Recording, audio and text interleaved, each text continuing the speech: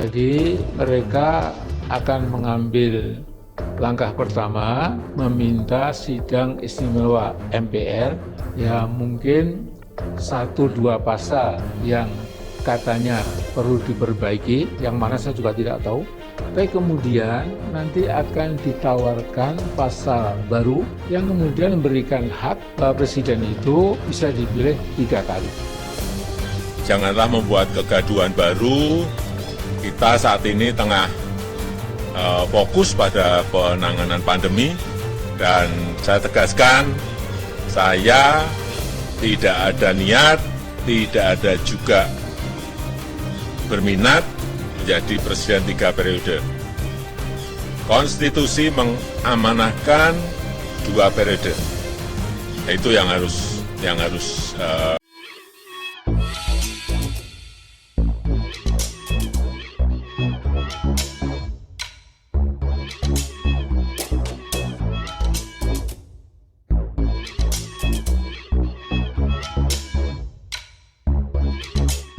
Tonton video ini sampai selesai agar Anda tidak gagal paham.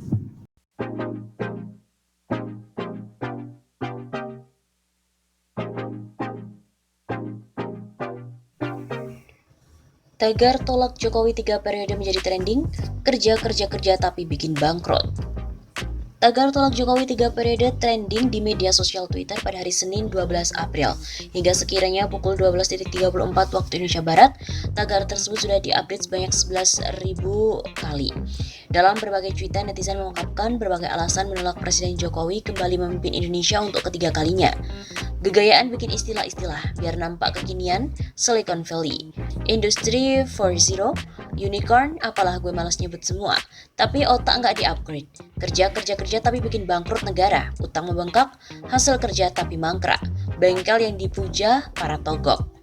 Tulis akun @halimaha_aina.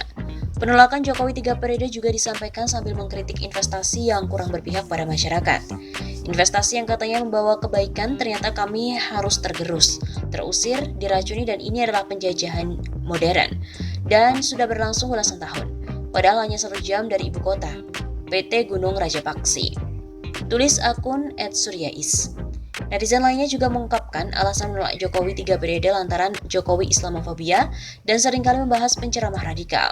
Islamofobia itu fasih banget ngomongin penceramah radikal, tapi akhlak lebih liar dari biawak kelas kampung. Sementara ada juga yang menolak Jokowi 3 periode dan menuliskan sebuah hadis. Seorang penguasa yang berkuasa terhadap rakyatnya akan diminta pertanggungjawabannya terhadap kepemimpinannya itu. Hadis riwayat Muslim. Tulis akun @febi_wo. Mayoritas publik tolak masa jabatan presiden 3 periode. Mayoritas publik tidak setuju jika masa jabatan presiden menjadi 3 periode. Hal itu jadi salah satu temuan survei Carta Politika Indonesia. Mengenai wacana masa jabatan presiden jadi 3 periode, mayoritas publik tidak setuju. Kata Direktur Eksekutif Carta Politika Yunarto Wijaya saat memaparkan temuan survei nasional Carta Politika Indonesia bertajuk Evaluasi Kebijakan, Aktivitas Masyarakat, dan Peta Politik Triwulan 1 2021, Minggu 28 Maret. Survei ini digelar pada 20-24 Maret 2021 melalui metode wawancara telepon. Jumlah sampel sebanyak 1.200 responden dengan menggunakan asumsi simple random sampling, angka margin of error 2,83%, pada tingkat kepercayaan 95%. 61,1% responden menjawab tidak setuju, 13,9% setuju, dan 24,8% tidak tahu. Survei menanyakan alasan masyarakat yang menyetujui perubahan masa jabatan presiden. Pertama, belum ada sosok yang pantas menggantikan presiden sebesar 46,1%. Kedua, masa jabatan 2 periode terlalu sebentar. Ketiga, menghindari polarisasi perpecahan di masyarakat. Responden juga yang menjawab tidak tahu sebesar 18,6%.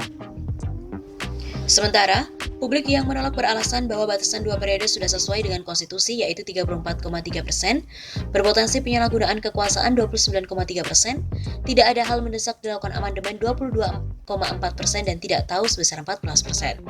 Yunarto menjelaskan publik tidak percaya wacana tersebut diusulkan oleh pemerintahan. 50% tidak percaya isu wacana presiden 3 periode dari pemerintahan Jokowi. Kemudian Wakil Ketua MPR Ahmad Basaro menegaskan MPR juga tidak mempunyai agenda sama sekali membahas perubahan masa jabatan presiden menjadi 3 periode. Basaro menyatakan masa jabatan presiden tetap mengacu pada pasal 7 Undang-Undang Dasar 1945 karena tidak ada satupun dalam agenda MPR untuk mengubah pasal 7 soal masa jabatan presiden dari 2 periode menjadi 3 periode. Menurut Basaro sendiri, rencana amandemen kelima Undang-Undang Dasar 45 hanya menyangkut pokok-pokok haluan negara. Ketua DPP PDIP itu juga menyatakan partainya tidak pernah bersikap abu-abu terkait isu masa jabatan presiden. Indonesia memiliki banyak tokoh potensial yang dapat menjadi pemimpin negeri ini pada pemilu 2024 mendatang. Hal tersebut terungkap pada hasil survei terbaru mengenai calon pemimpin 2024 yang dilenggarakan oleh lembaga survei Kedai Kopi. Hasil survei tersebut menyebutkan setidaknya lebih dari 50 nama calon pemimpin yang layak meneruskan tongkat estafet kepresidenan Indonesia setelah era Joko Widodo. Direktur Lembaga Survei Kedai Kopi, Kunto Adiwibowo, mengatakan banyaknya nama yang muncul di dalam survei merupakan cerminan dari masyarakat Indonesia bahwa kita tidak pernah kekurangan stok pemimpin. Hal ini merupakan hal yang positif untuk masyarakat karena semakin banyak pilihan maka semakin banyak gagasan. Dalam survei ini, dalam kategori tokoh non-parpol, mantan Menteri Kelautan Susi Pujiastuti melenggang jauh dari yang lain dengan elektabilitas 30,9%.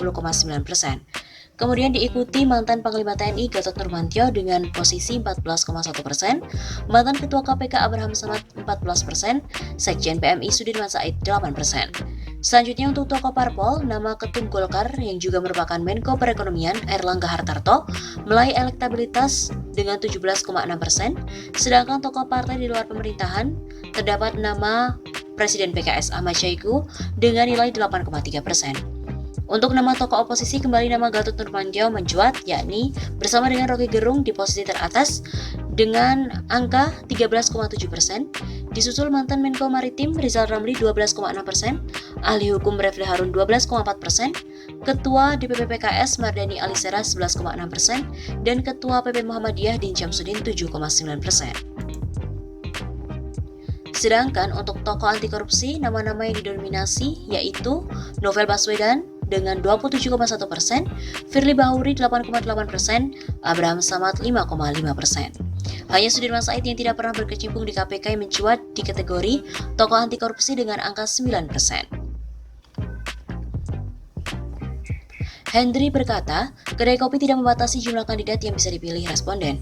Bahkan ia menyebut nama calon presiden yang dijaring mencapai 500 orang pada Oktober 2020.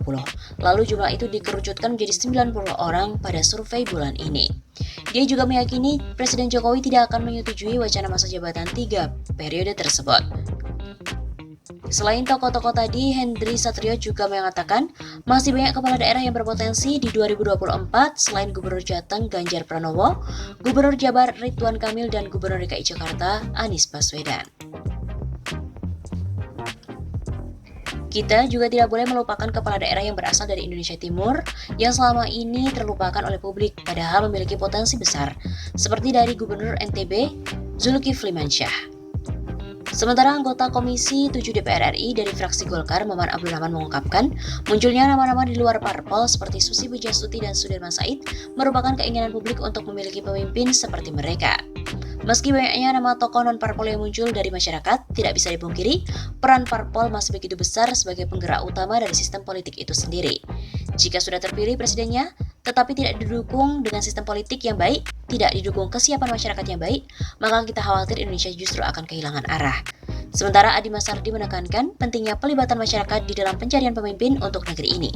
Terlebih peraturan yang ada hanya memperbolehkan maju sebagai capres melalui parpol saja.